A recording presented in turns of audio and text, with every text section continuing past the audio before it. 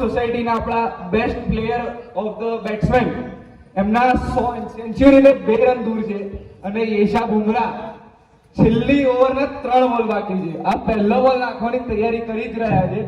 અરે બાપ રે, પહેલો બોલ મિસ થઈ ગયા. એટલા બેસ્ટ બેટ્સમેન છોકરીઓ બી હારી જાય છે. વિચારો હવે છેલ્લા 2 બોલ બાકી છે અને આ બીજો બોલ બી નાખ્યો. અરે આમાં તો પગ બી બહાર ના નીકાળી શક્યા. શું બોલિંગ કરે છે બાકી લેડીઝ ટીમ તો. હવે 1 બોલ બાકી છે, 2 રન જોઈએ તો સેન્ચુરી પૂરી થશે. અહીંયા અરે બાપ રે, જોરદાર કોનો કાટ ઉડ્યો, સિક્સ, જોરદાર એક સિક્સ. હવે અહીંયા છોકરાઓની ટીમે છોકરીઓને 104 રનનો ટાર્ગેટ આપ્યો છે. હવે જોઈએ છોકરાની ટીમમાંથી કોણ આવે છે બેટિંગ કરવા. અરે બાપ રે, ખતરનાક બેટ્સમેન આવે છે છોકરીઓની ટીમમાંથી બી. સુહારા સફર વો સમસી. साले डिस्को बॉल मस्ती ना करे, पीट जाएगा. अरे आरो बीजे एक गीत याद आवे, लाल खड़ी मैदान खड़ी क्या खूब लड़ी मर्दानी वो तो आसानी की जाने दे छोड़ दे इसको. चलो अपना स्टार्ट करो भाई, टाइम वेस्ट ना करो. चलो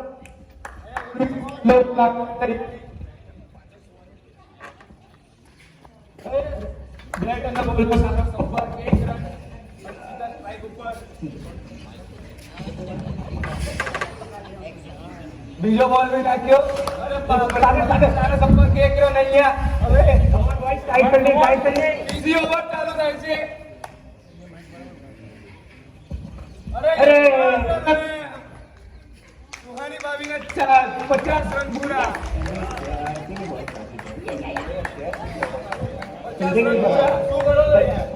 લાગે છે તો થોડું છોકરાઓ બોલાય પડશે.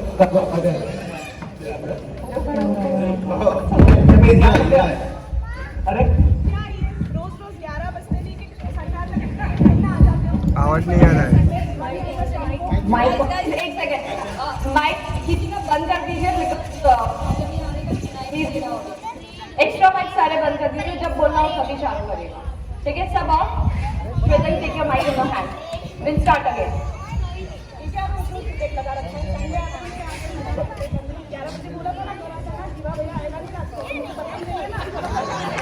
अरे पर 11 बजे किसको भूख लगी है? 11 बजे कौन लंच करता है?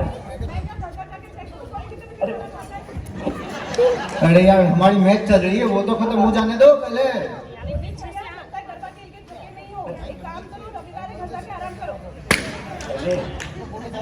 एक मिनट.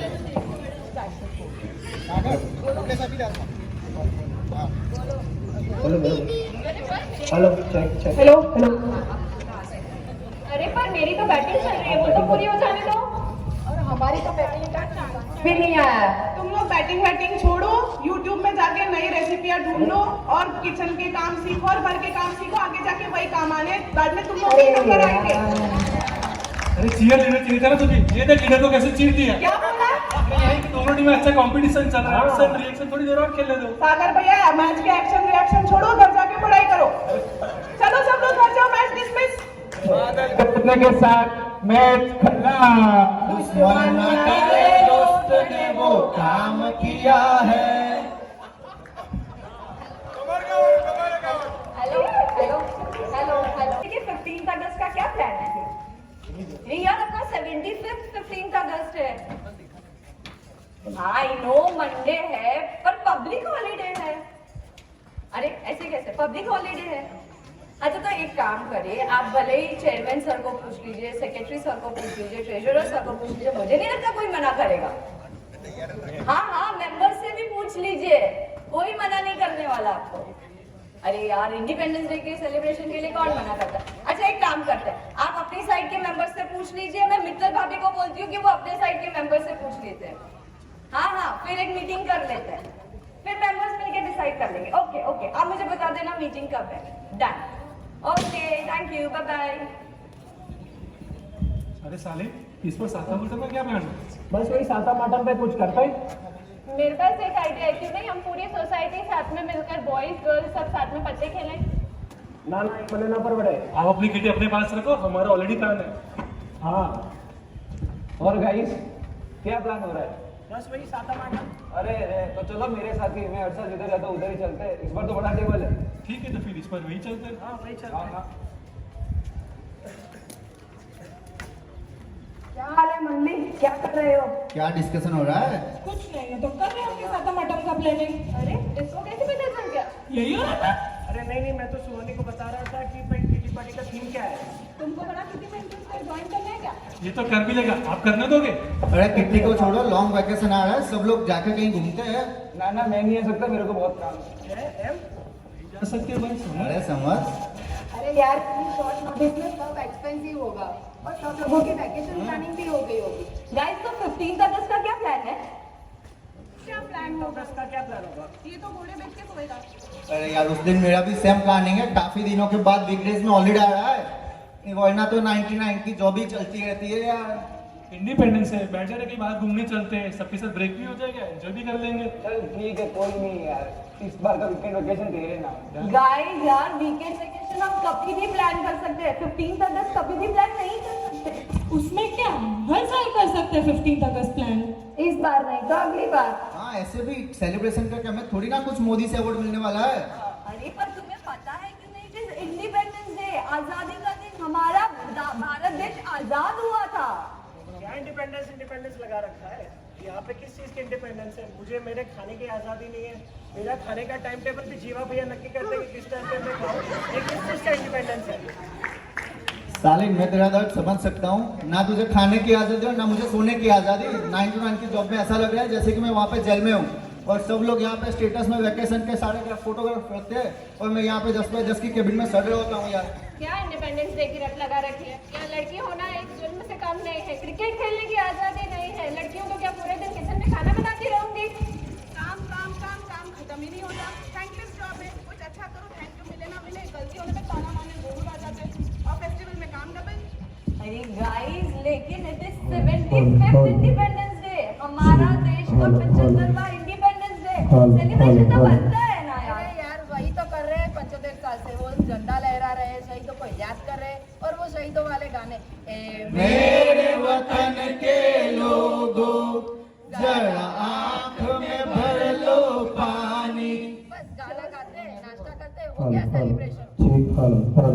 आजादी, हम कहाँ कोई जेल में सजा काट के आए? तो आजादी का जश्न मनाए। वही तो, उनको जो करना था उन्होंने किया, हमें जो करना है हम करेंगे। चलो इस बार सब इंडिपेंडेंस है तो फिर बाहर चलते हैं, गोवा चलते हैं। हाँ गोवा गोवा गोवा गोवा गोवा। अरे अरे अरे अरे आप कहाँ जा रहे हो? आप क्यों चिंता कर रहे हो? करेंगे ना इंडिपेंडेंस डे सेलिब्रेट, थोड़ा डिफरेंट वे में करेंगे, लेकिन करेंगे। अरे हम बजाएंगे शहीदों वाले गाने, आ जाओ सब मूड, सबका मूड पहले चला। अच्छा ठीक है, मैं सबका मूड स्पॉइल नहीं करती, तुम लोग सब मेरे फ्रेंड्स हो, तुम्हारा मूड स्पॉइल करके मैं खाऊं। लेकिन यार आई थिंक हाँ हमें गोवा चलना चाहिए। एक्चुअली गोवा जाएंगे ना तो सबका इंडिपेंडेंस हो जाएगा। तेरे सोने का इंडिपेंडेंस, तेरे खाने का इंडिपेंडेंस, क्रिकेट खेलने का इंडिपेंडेंस, 9 to 9 की जॉब वाला इंडिपेंडेंस, और कुछ हो ना हो एटलीस्ट इस फेस्टिवल पे तुम्हारा काम तो नहीं बढ़ेगा। थैंक यू कोई बोले ना बोले, बट काम जरूर नहीं बढ़ेगा, इसकी गारंटी। सही पकड़े हो। तो आप लोग पैकिंग की तैयारी कर लो, मैं ट्रैवल एजेंट से बात कर लेता हूँ, टिकट और बुक कर लेता हूँ। चलो वहीं पर मुझे एक कंफ्यूजन, एक क्वेश्चन, हम लोग क्या? कितने दिन के लिए जा रहे हैं? अरे यार 3 nights 4 days। हाँ मतलब तुम्हारा इंडिपेंडेंस 3 nights 4 days के लिए है। मतलब मुझे सिर्फ सोने के लिए 3 night days का इंडिपेंडेंस और खाने के लिए 4 days का इंडिपेंडेंस, और फिर उसके बाद क्या, वही 9 to 9 वाला जॉब और वही किचन में खाना बनाओ। ये कैसा इंडिपेंडेंस हुआ? अरे तुम हमें कंफ्यूज कर रहे हो। जाना तो हमें है, लौट कर घर ही आना है, कितने दिन में जाए क्या फर्क पड़ता है? गाइस लेकिन ये कैसा इंडिपेंडेंस है जो 3 night 4 days के पैकेज में मिलता है? अरे यार इससे ज्यादा की आजादी हम अफोर्ड ही नहीं कर पाते। और हमें छुट्टियां भी नहीं मिलेगी उससे ज्यादा। स्टडीज भी वेस्ट होगी, टाइम भी वेस्ट होगा। तुम लोग सच में इंडिपेंडेंट हो कि नहीं? तुम्हें पता है इंडिपेंडेंस डे क्या होता है? This is not independence. पर इंडिपेंडेंस ऐसे नहीं मिलता है। उस जमाने में काफी लोगों ने अपनी जान दी थी इंडिपेंडेंस के लिए, और अभी का समय अलग है, सबकी अपनी अपनी पर्सनल रिस्पॉन्सिबिलिटीज भी होती है। मैं ये मानती हूँ कि सबकी अपनी अपनी पर्सनल रिस्पॉन्सिबिलिटीज होती है, लेकिन मैं ये भी मानती हूँ कि पर्सनल रिस्पॉन्सिबिलिटी से भी बड़ी एक रिस्पॉन्सिबिलिटी होती है, वो देश की रिस्पॉन्सिबिलिटी। चलो एक काम करते हैं, तुम सबको गोवा जाना है ना, एक काम करते हैं, हम एक गेम खेलते हैं, ठीक है? अगर तुम सब गेम में जीते तो तुम सबकी गोवा की ट्रिप मेरी तरफ से फुल्ली बट अगर तुम लोग हारे तो जो मैं बोलूंगी वो तुमको करना पड़ेगा। अरे अरे रुक एक तो बता दो। सोच के बताएंगे। अगर तुम लोग गोवा जाओगे तो गोवा जाने के रूल्स बता देती हूँ। एक मिनट, रूल्स की क्या जरूरत है? वैसे भी ये सब चीटर है, अंताक्षरी में सिर्फ चीटिंग ही करते हैं। अरे साले अरे तुम लोग अपने मियां बीवी वाली लड़ाई घर पे जाके करना। अभी यहाँ बैठ जाओ, मैं बता सकती हूँ क्या गेम है। बैठ जाओ। सो गेम्स ये है, मैं तुम लोगों से 5 क्वेश्चन पूछूंगी, ठीक है? अगर उस 5 क्वेश्चन का आंसर तुम लोगों ने दे दिया तो लाइक आई से तुम सबकी गोवा की trip fully sponsored by me. But अगर नहीं जवाब दिया तो जो मैं बोलूंगी वो तुम्हें करना पड़ेगा, जो मुझे चाहिए वो तुम्हें देना पड़ेगा, ठीक है? एंड रूल एक ही है, कि तुम गूगल यूज नहीं कर सकते। ठीक है, चलो गेम ऑन, लेट्स प्ले। ठीक है, तो मेरा पहला सवाल है कि भारत देश, हमारा भारत देश आजाद कब हुआ था, गुलामी में कब आया था, और वो कौन सा पहला राज्य था जो गुलामी में आया था? देश आजाद हुआ 15 अगस्त ईयर 1956। अरे नहीं बे, 1947। Same to same. चलो, आजाद तो 15 अगस्त 1947 में हुआ था, ये तो सही है, लेकिन गुलामी में कब गया? कब गया? साले ने इतना तो याद कर लिया। तुम ही बताओ। ठीक है, चलो आप ही बता दो।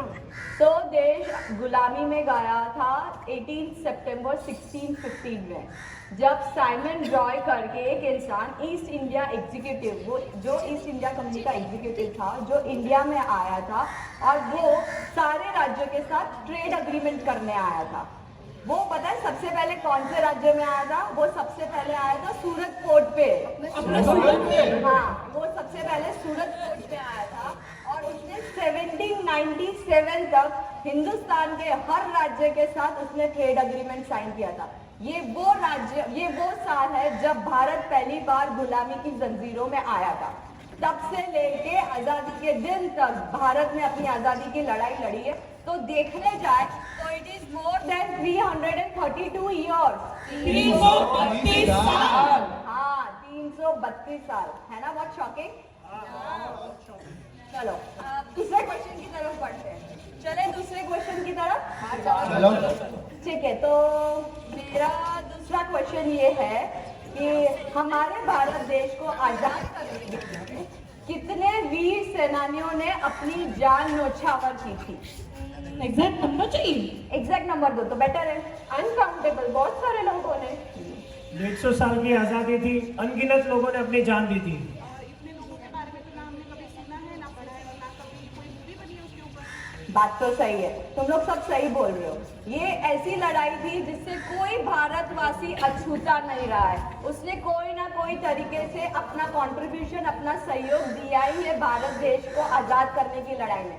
बट अगर history records and official data के बारे में अगर मैं बात करूं तो it is more than 8 lakh लोग, 8 लाख लोग से भी ज्यादा लोगों ने, वीरों ने अपनी जान गंवाई है इस देश की आजादी की लड़ाई में।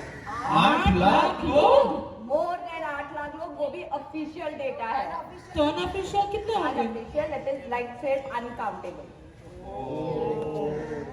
चलो, तुमने पूछा नहीं बट मैं बोल देती हूँ। फर्स्ट क्वेश्चन का आंसर तुम लोगों ने नहीं दिया था और सेकंड का तुम लोगों ने दिया, ठीक है? अब चलते हैं थर्ड क्वेश्चन की तरफ। रेडी? रेडी। ओके, तो मेरा थर्ड क्वेश्चन ये है, मुझे ये बताओ कि अभी भारत की जियोग्राफिकली बाउंड्रीज कहाँ से कहाँ तक है? एंड अखंड भारत, अनडिवाइडेड भारत में भारत की बाउंड्रीज जियोग्राफिकली कहाँ से कहाँ तक था? अरे ये तो मुझे आता है, मैं बताता हूँ। बता। आसाम से गुजरात तक, बंगाल से महाराष्ट्र तक, कश्मीर से मद्रास तक, आवाज दो हम एक हैं यारो, भारत हमको जान से प्यारा है, सबसे प्यारा गुलिस्ता हमारा है। भारत माता की जय। क्या आपने देवचंदन सही जवाब दिया है? तो ये तो था अभी का भारत की जियोग्राफिकल बाउंड्रीज, लेकिन अखंड भारत, अनडिवाइडेड भारत कहाँ से कहाँ तक था? अभी तो इसने बोला आवाज दो हम एक है, तो हुआ ना अनडिवाइडेड भारत। अरे नहीं यार, तुझे पता है अनडिवाइडेड भारत में कौन से और देश इंक्लूड थे? भारत में अफगानिस्तान, बांग्लादेश, फिर म्यांमार, श्रीलंका, कश्मीर, पाकिस्तान और गिलगिट कश्मीर भी इंक्लूडेड था। And to your surprise Maldives भी इंक्लूडेड था। एंड अगर स्क्रिप्चर्स की बात माने तो कंबोडिया, इंडोनेशिया और जावा सुमित्रा भी भारत का ही हिस्सा है। क्या बात करते हो? हाँ, इसका मतलब मालदीव भी इंडिया का हिस्सा था। मालदीव भी इंडिया का हिस्सा था। दोनों को चुन चुन के मारते। ये सब मुझे तो कभी समझ में ही नहीं आया, ना कभी हिस्ट्री क्लास में पढ़ा, ना कभी सुना। कोई बात नहीं, ऐसे तुझे पता चल जाएगा अगर तू अपने देश के बारे में और जानेगी तो अब चले हम अपने फोर्थ क्वेश्चन की तरफ। ये क्वेश्चन का आंसर तुम लोगों ने नहीं दिया है, ओके? अपने फोर्थ क्वेश्चन की तरफ चलते हैं, ठीक है? कम ऑन गाइस, जाना है कि नहीं गोवा तुम लोगों को? तो मेरा फोर्थ क्वेश्चन होगा, काला पानी क्या है? पानी का रंग काला है। ये सजा अंग्रेज हमारे देशवासियों को देते थे। राइट, और कुछ? अंडमान एंड निकोबार के आसपास का जो पानी काला था, इसलिए उसका नाम काला पानी पड़ा। बिल्कुल सही। काला पानी एक सजा है। बेसिकली अंडमान एंड निकोबार में काल कोठरी होती थी। जो भी भारत के वीर सेनानी जो अंग्रेजों के बहुत ज्यादा परेशान करते थे, अंग्रेज उनको पनिशमेंट में काला पानी में भेज देते थे। काला पानी में उनका जो काल कोठरी था वो 8x3 का रूम था।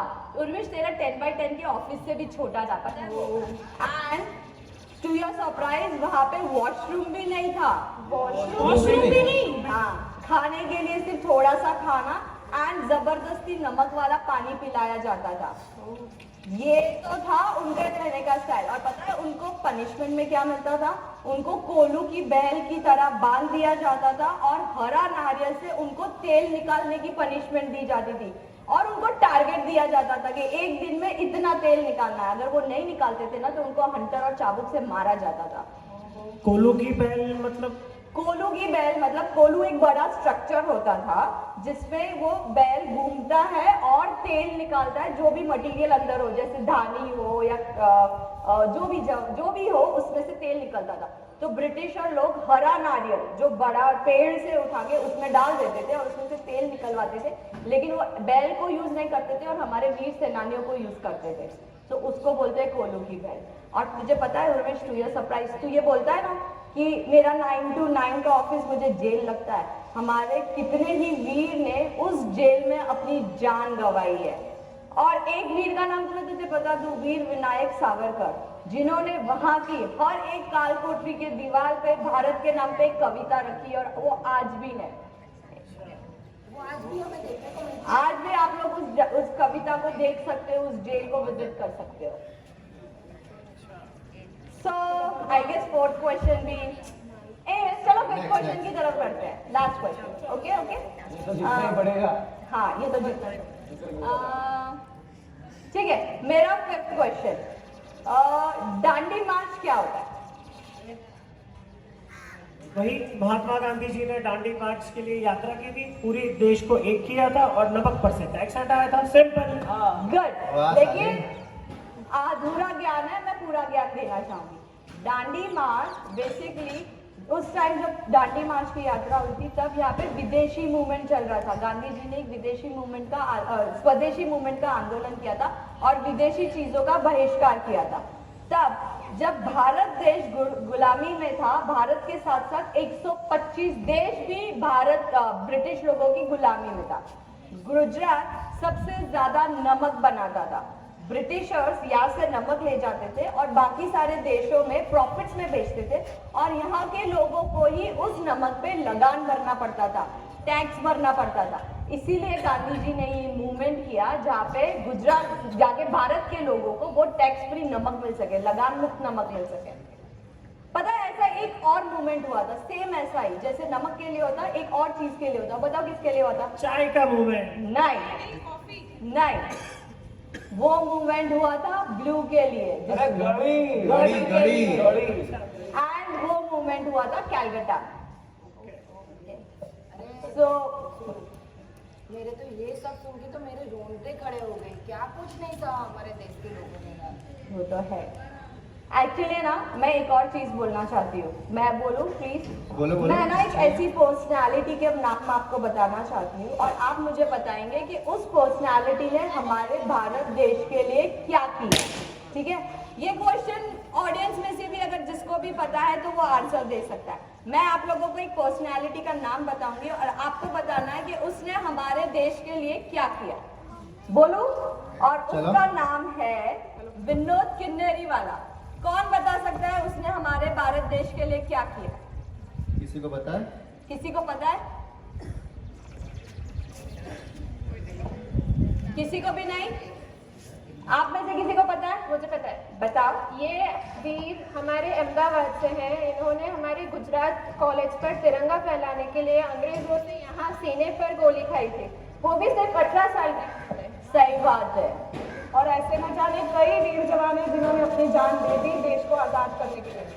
एक और है श्यामजी कृष्ण वर्मा, जिन्होंने इंग्लैंड में तिरंगा फैलाया, पूरी दुनिया को बताया भारत को आजादी हर कीमत में मिलेगी। एक और भी है मैडम भिखाजी कामा, जिन्होंने इंडियन फर्स्ट लेडी, जिन्होंने जर्मनी में झंडा फहराया, वो बताने के लिए कि इंडिया की मदद करे। एक और भी है, वो लक्ष्मी सहगल, वो अपनी हिंद फोर्स की फर्स्ट लेडी कैप्टन थी। अरे मैं भी बताता हूँ, बिरसा मुंडा, वो आदिवासी थे, उन्होंने आदिवासियों के साथ मिलकर जंगल में अंग्रेजों को मारा था। अरे Pinakini Venkaiah, the designer of Indian national flag, जिन्होंने पहले रेडियो से और दूसरा अशोक चक्र से ऐसे 2 बार उन्होंने इंडियन नेशनल फ्लैग का डिजाइन किया था। इसमें मेरे फेवरेट क्रांतिकारी है मदन लाल ढींगरा। उन्होंने अंग्रेज को उनके घर पे घुस के 4 गोली मारी थी, उसमें से 3 तो एकदम निशाने पे लगाई थी, जो एक रिकॉर्ड है। इससे हमें पता चलता है कि हमें हमारा इतिहास कभी नहीं भूलना चाहिए और हमें आगे भी बढ़ते रहना चाहिए। ऐसे ही न जाने कितने और वीर हैं जिन्होंने अपनी जान गंवाई है। कुछ वीरों को हम जानते हैं क्योंकि उनके बारे में मूवी बनी है, पढ़ा है, लिखा है, सुना है, और कुछ वीर हैं जो हिस्ट्री में कहीं खो गए जिनके बारे में हम नहीं जानते। बट हम उन सारे वीरों को आइए नमन करते हैं क्योंकि उन वीरों की वजह से ही हमें हमारी आज़ादी मिली है।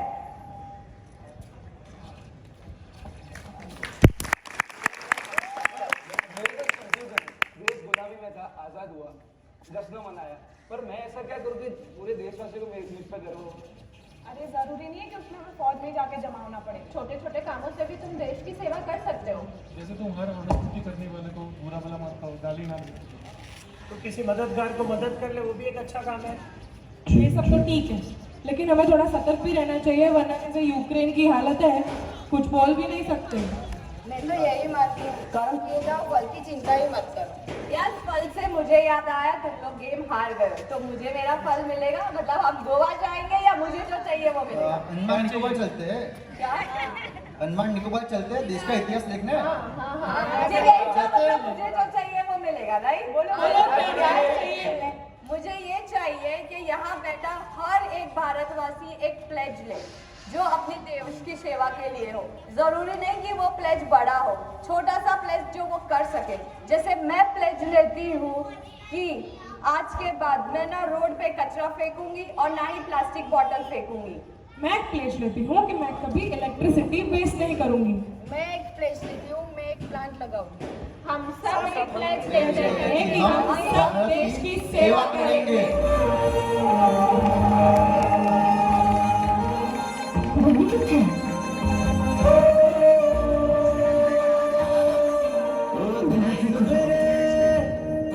तेरी शान पे सदके कोई धन है क्या, तेरी धूल से बढ़ के, तेरी धूप से रोशन, तेरी हाथ जिंदा, तू बाग है मेरा, मैं तेरा परिंदा।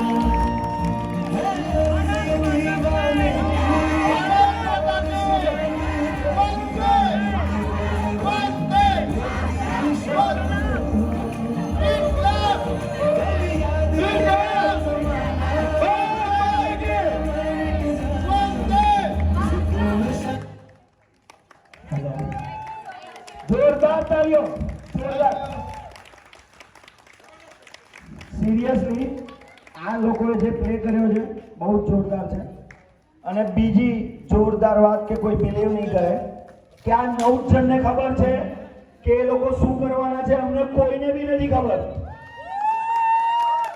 સિરિયસલી અમને કોઈને બી નથી ખબર કે જેટલા અહીંયા બધા જ યંગસ્ટર કે ઘરના સદસ્ય એ લોકોના બી ઘરના સદસ્ય કોઈને બી નથી ખબર કે આ લોકો શું કરવાના છે.